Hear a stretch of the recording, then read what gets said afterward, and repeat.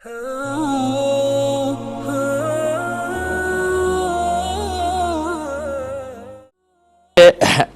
हुई वालदा के बाल यादगार के तौर पे रख लेना कैसा है, और उसको तबर्रुक समझना, फिर उसकी ज़ियारत करना, क्या हुक्म शरअ होगा।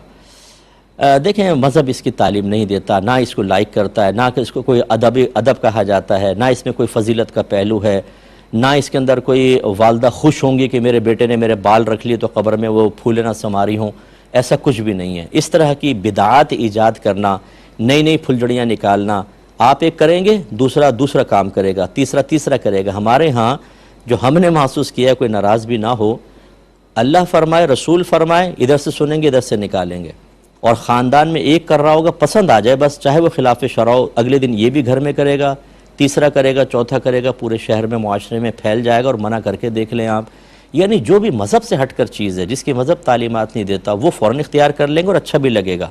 और जो मज़हब की तालीमात हैं, जो अल्लाह फरमाए, रसूल फरमाए, नहीं करोगे तो जहन्नम में, करोगे तो जन्नत में, कोई परवाह नहीं। इस पर तवज्जो कीजिए। आप एक दफ़ा ये काम कर लेंगे, ये रस्म कायम हो जाएगी, फिर आप फौत होंगे, आपके बाल, फिर मामू के बाल, फिर चच्ची के बाल, फिर ताई के बाल। और फिर असल तो सही बात यह है कि मेरे आका सल्लल्लाहु अलैहि वसल्लम के जो मुँह मुबारक हैं, उनका अदब और ताज़ीम होना चाहिए, फिर वो अहमियत ख़त्म हो जाएगी। हमारे फ़ुक़हा ने पहले दौर में नवाफिल की जमात को मकरूह क्यों करार दिया था? उन्होंने कहा कि उस वक्त नमाज में, यानी जो फ़र्ज़ नमाज हैं, उसकी जमात में लोग रग़बत रखते थे और बकसरत मस्जिद में आते थे। अगर आप नवाफिल की जमात कायम करेंगे, जैसे घरों पे कायम कर ली, तो उसमें क़िल्लत पैदा होगी और उसकी अहमियत ख़त्म होगी, मना कर दिया। इसका मतलब ये भी है, इस पर भी ज़रा तवज्जो करें कि अगर आप इस तरह नई नई चीज़ें निकाल लेते हैं, और तो फिर इससे जो हमारे यहाँ जैसे नबी करीम के मुँह मुबारक की ज़ियारत अदब एहतराम से रखना, फिर माँ का भी रखा जाएगा, आप ये देखें, फिर चाचा का भी रखा जाएगा, फिर फलाने का भी रखा जाएगा, और इस तरीके से वो अहमियत जो असल शियार होते हैं, हमारे असल चीज़ें होती हैं, उनकी इतनी अहमियत निगाहों में नहीं रहती। और फिर ये आखिरी बात ये है कि माँ के बाल रखना, ये आपके जहन की इख्तिरा है कि रख लूँ अदबन, शायद माँ को सुकून मिले। इसकी मज़हब तो तालीम नहीं दे रहा। मज़हब जिसकी तालीम दे रहा है वो हम इख्तियार नहीं करते। वो क्या है? हर जुमे उनकी कब्र की ज़ियारत करना, उन पे कर्ज़ा है तो कर्ज़ा दूर करना, उनकी जायज़ वसीयत को पूरा करना, उनके दोस्त अहबाब रिश्तेदारों से अच्छा सलूक करना, उनके लिए दुआए बख्शिश व मग़फ़िरत करना, ईसाले सवाब करना, सवाब जारिया करना, और सबसे बढ़कर गुनाह करके उनका दिल ना दुखाना। इस पे कोई तवज्जो नहीं है। गुनाह हो रहे हैं, बेअमली हो रही है, नमाज नहीं पढ़ रहे हैं, ये कर लें साहब आप। तो ये हमारे देखें, जो मज़हब कह रहा है वो बोझ, और जो जहन और क़ल्ब कह रहा है जिससे कि इनफरादी हैसियत बनेगी, ये अक्सर शैतान भी होता है। ऐसा कर, लोग कहेंगे क्या यार माँ की अक़ीदत है, बाल रखे हुए अम्मी के, हम फूले नहीं समाते।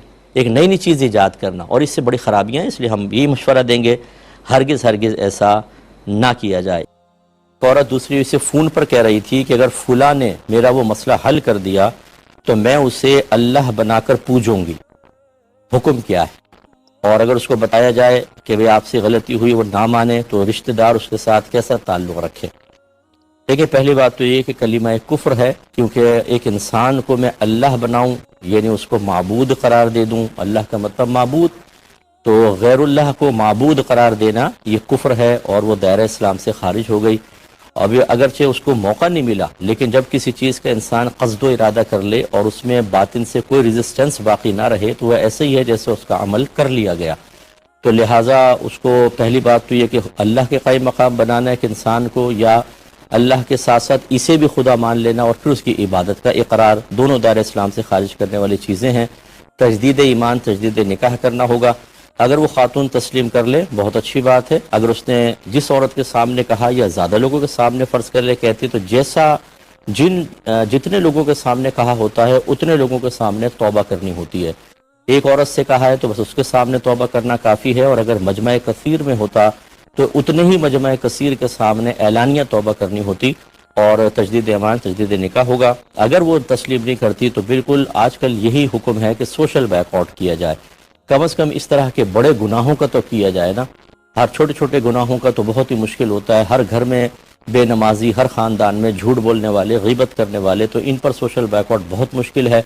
कारोबारी ज़िंदगी रुकेगा। लेकिन जो बड़े कबीह किस्म के गुनाह हैं, کوئی اعلانیہ زنا کر رہا ہے، 3 طلاقیں دینے کے بعد بیوی کو بغیر نکاح کے بغیر حلالہ کے گھر میں رکھا ہوا ہے اور بچے پیدا ہو رہے ہیں، اسی طریقے سے کلمات کفر منہ بھر بھر کے کہے جائیں اور پھر ہم ان کو نظر انداز کریں، تو یہ سمجھ لیں دین کی تباہی کی بنیاد ہے۔ اس لیے ایسا نہیں کرنا چاہیے، اور میرا مشورہ یہ ہے تمام دیکھنے والوں کے لیے کہ اس پر بھی غور کر لیں کہ آخر اس طرح کا جملہ کیوں زبان سے نکلا۔ اس کا مطلب یہ ہوا کہ ایسی چیزیں دیکھی جا رہی ہیں، چاہے وہ ڈرامے ہیں، چاہے وہ موویز ہیں، چاہے وہ کسی کی بھی تعلیم کو قبول کیا جا رہا ہے کہ جس میں کوئی ایسا ہی کرتا ہے کہ اگر میرے کام ہو گیا تو میں فلاں کو خدا بنا کے اس کی پوجا کر لیں گے، تو یہ چیزیں پھر مسلمان پر بھی اثر انداز ہوتی ہیں۔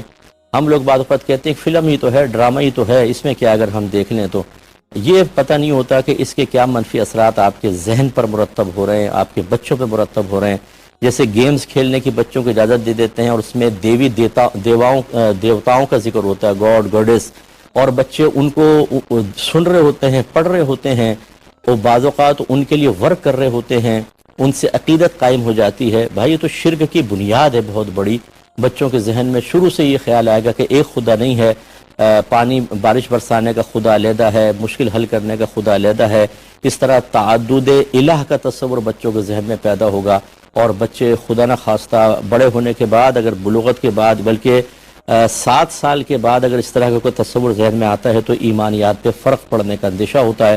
اس لیے ماں باپ کو اچھی طرح سوچنا چاہیے، اور ہمارے وہ بھائی بہن جو اس طرح کی موویز دیکھتے ہیں کہ جن کے اندر ایسے ہی جملے کہے جاتے ہیں، جس کو چاہو خدا بنا کو پوجا شروع کر دو، تو پھر وہ یہی ایک نتیجہ ہے۔ اس طرح کے ایک نہیں سینکڑوں نتائج معاشرے میں مرتب ہو رہے ہیں، اور ہمارے سامنے تو لوگ بہت زیادہ کویسچنز کرتے ہیں، اس لیے خدا را اس پہ توجہ کی جائے۔ بچی نے پوچھا تھا کہ اگر کیا مذاق میں ہم کسی کی نقل اتار سکتے ہیں یا نہیں؟ دیکھیں مسئلہ یہ ہوتا ہے کہ بعض اوقات تو آپ اکیلے ہیں، جیسے کمرے کے اندر غیر موجودگی میں کسی کی نقل اتار رہے ہیں، یہ بھی مناسب نہیں ہے، لیکن اس کو مکروہ تنزیہی کہا جائے گا، یعنی نہ گناہ نہ ثواب، کیونکہ آپ کا یہ فعل کسی کی دل آزاری کا سبب نہیں بن رہا۔ دوسری صورت یہ ہے کہ جس کی نقل اتار رہے ہیں وہ نہیں ہے، لیکن کچھ لوگوں کے سامنے اتار رہے ہیں، یہ اس سے زیادہ کراہت رکھے گا کہ اگرچہ وہ شخص موجود نہیں اور براہ راست آپ کی یہ حرکت اس کے لیے دل آزاری کا سبب نہیں بن رہی، لیکن یقیناً ادھر بیٹھے ہوئے کوئی نہ کوئی اگر جا کے اس کو کہہ دے گا تو اس کی دل آزاری ہوگی کہ جو تمہاری بڑی نقلیں اتاری جا رہی تھیں تمہاری غیر موجودگی میں یہ۔ اور تیسری صورت یہ ہے کہ وہ سامنے بیٹھا ہے اور کچھ لوگ ہیں یا اکیلا بھی آپ کے ساتھ ہے اور آپ اس کی نقل اتار رہے ہیں، یا لوگوں کے سامنے اتار رہے ہیں اور سب اس پہ ہنس رہے ہیں، یہ تو پھر بہت ہی، اگر اس کی دل آزاری ہو رہی ہو تو۔ اور ایک ہوتا ہے کہ دوست آپس میں مذاق اڑاتے ہیں، مذاق کر رہے ہوتے ہیں، لیکن اس طرح کا نہیں ہوتا کہ کوئی بہت زیادہ گلٹ فیل کرے، بلکہ وہ ویسے ہی آپس میں ایک دوسرے کے کر رہے ہوتے ہیں۔ یہ بھی مطلب سخت حکم تو نہیں ہے، لیکن ہم اس کو بھی منع کریں گے، اور شریعت اس کو لائق نہیں کرتی ہے، کیونکہ یاد رکھیں کہ لوگوں کی کیفیات مختلف ہوتی ہیں۔ بعض اوقات ایک بے تکلف دوست ہمیں کچھ کہہ دیتا ہے، ہم اگنور کر دیتے ہیں، ہم اسے کہتے ہیں وہ اگنور کرتا ہے، ہم سمجھتے ہیں کہ ہر دفعہ اگنور کرے گا، لیکن خود آپ اپنی کیفیات دیکھ لیں کہ بعض اوقات موڈ ایسا نہیں ہوتا کہ ہم مذاق کریں، اور کوئی کرتا ہے تو ہم سیریس ہو جاتے ہیں، غصے میں آ جاتے ہیں فوراً، سامنے والے کہتا ہے یار آج تمہیں کیا ہو گیا۔ اسی طریقے سے سامنے والے کی کیفیات ہوتی ہیں کہ وہ کبھی ڈپریشن میں ہوتا ہے، کبھی پریشانی کے اندر ہے، کبھی اس کی طبیعت آپ کے اس مذاق کو قبول نہیں کر رہی، وہ اس وقت نہیں لائک کر رہا، تو اس کی دل آزاری کا سبب بنے گا۔